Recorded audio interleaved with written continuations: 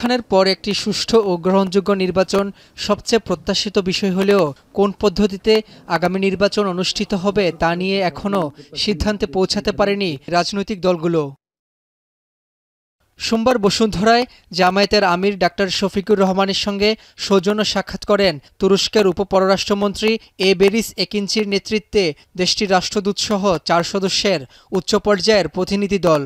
বৈঠক শেষে দলটির সেক্রেটারি জেনারেল বলেন, বিদেশিদের হাত ধরে নয়, জনগণের সমর্থন নিয়েই ক্ষমতায় আসতে চায় জামায়াত ইসলামী।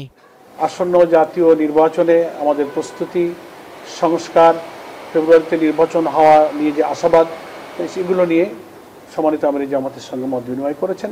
যদি সকল রাজনৈতিক দল এবং স্টেক হোল্ডাররা একটা ঐক্যমতে পৌঁছানো সম্ভব হয়, তাহলে ফেব্রুয়ারির যে টাইম লাইন, সেখানে একটা নির্বাচন, একটা ক্রেডিবল, একটা ফ্রি ফেয়ার ইলেকশন হওয়া সম্ভব।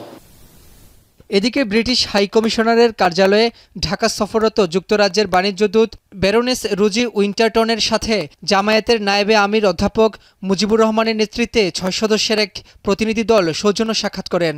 বৈঠক শেষে অধ্যাপক মুজিবুর রহমান বলেন, আগামী নির্বাচনে পিআর পদ্ধতি ব্যবহার সহ সুষ্ঠু নির্বাচনের জন্য ৫টি প্রস্তাবনা নিয়ে আলোচনা করেছেন তারা। পিআরের মানে প্রপোর্শনাল রিপ্রেজেন্টেশনের যে পদ্ধতিটা, এই পদ্ধতিটা বাংলাদেশের সহ মানে বাংলাদেশে এটা কার্যকারী করার জন্য আমরা সেখানে আলোচনা করেছি। আগে বিচার এবং আমাদের সংস্কার, এই দাবি পূরণ হওয়ার পরে নির্বাচন হলে নির্বাচনটা ভালো হবে, সেটা আমরা তুলে ধরেছি।